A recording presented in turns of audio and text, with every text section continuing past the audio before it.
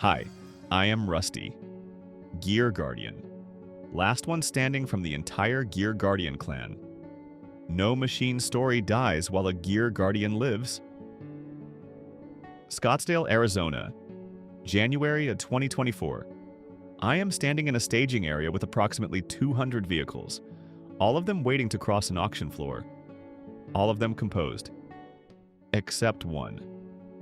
In the far corner, a 1997 Lamborghini Diablo VT Roadster, the only one ever made in Blu Le Mans for that model year, and the only car in this building whose engine is idling approximately 300 revolutions per minute above where it should be.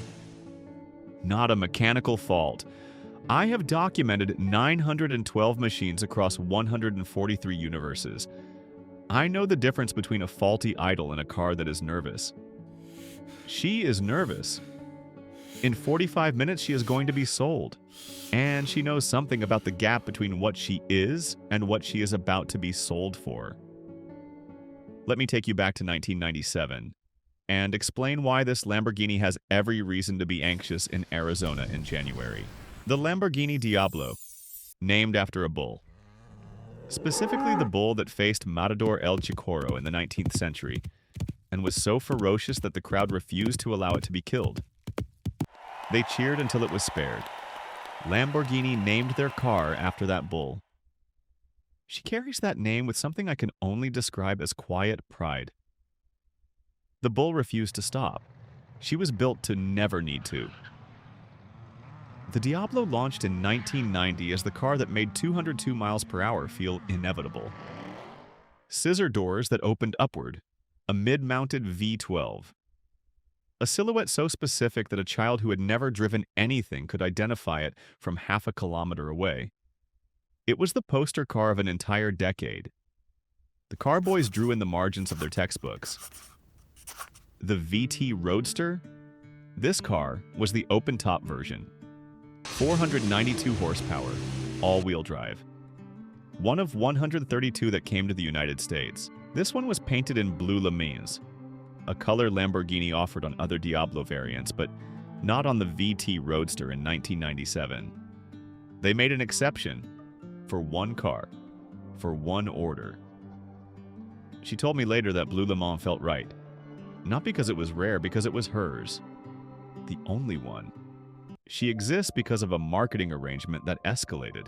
The early 1990s, Lamborghini needed a famous American face.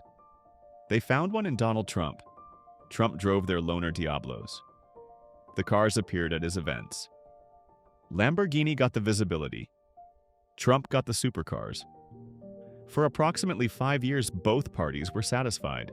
Then the U.S. distribution contract changed hands. The new distributor sent a representative to Trump's New York office. One objective? Retrieve the vehicles.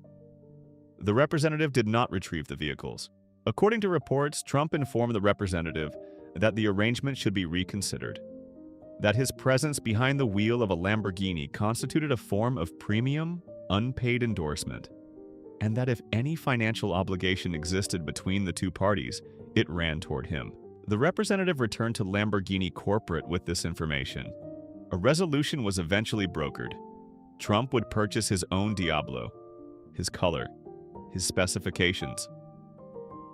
He chose Blu Le Mans, unavailable on the VT Roadster.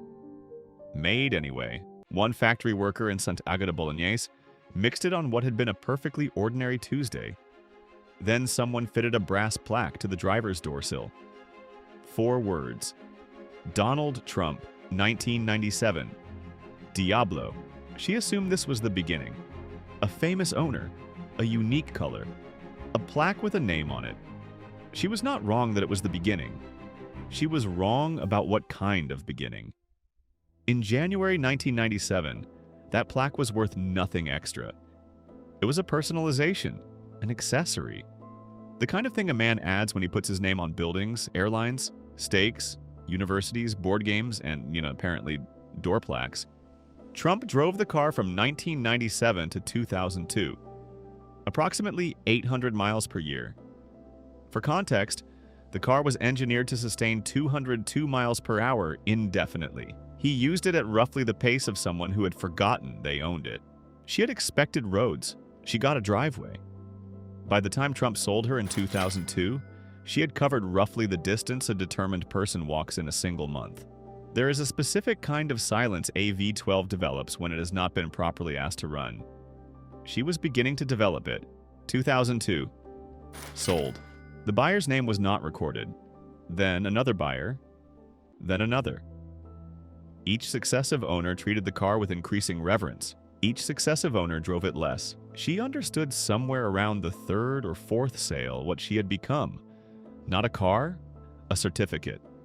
A very expensive, very blue certificate with scissor doors. She had not entirely stopped hoping, but the hope had gotten quieter. In 2016, she appeared on eBay, priced at $460,000, against a standard market value of $299,000. The premium, $161,000.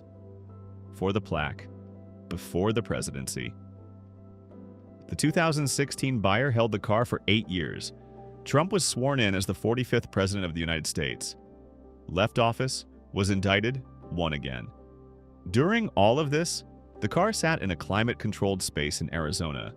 Tires checked weekly, leather conditioned regularly, odometer essentially motionless.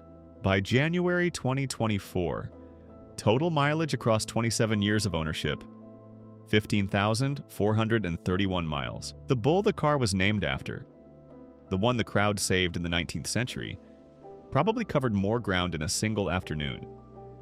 She had earned a climate-controlled storage unit in Arizona. Back to the staging area. January of 2024. She is still in the corner. Engine still idling too fast. Here is what she knows. The finest 1997 Lamborghini Diablo VT Roadster in perfect condition has a Haggerty Concourse value of $506,000. That is what the engineering is worth. She is about to sell for $1,100,000. The difference, $594,000, is attributable entirely to a brass plate the size of a business card that says 4 words.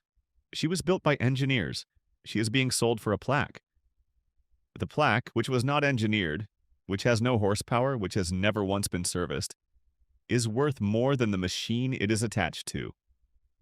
This is what a Lamborghini Diablo discovered about herself in a staging area in Arizona. The engine she is most proud of built half her price. Someone else's name built the rest. The hammer fell at $1,100,000. World record for the model. The crowd on its feet. I noted this in my Gear Guardian field report under the heading, Value of Name Relative to Machine. Considerably higher. Satisfaction of the machine relative to purpose. A different number entirely. She had never wanted a world record. She had wanted a road that went somewhere, any road, any direction, at any speed above 19 miles per year. The buyer's identity was not disclosed. The car is presumably in excellent condition, presumably not traveling very far. The most expensive parking job in automotive history. Wherever she is tonight, in whatever climate-controlled space her new owner has prepared, I believe she is still listening for the sound of a road. The hope has not gone. It has simply been waiting a very long time. Next, Germany, a machine that actually gets to use what it was built with. A public road with no speed limit, where a Bugatti once reached 268 miles per hour. Legally, with a full fuel tank. And where, it turns out, this is not as straightforward as it sounds. Like, subscribe, and share with your friends. The Geargate does not close until every machine has been heard.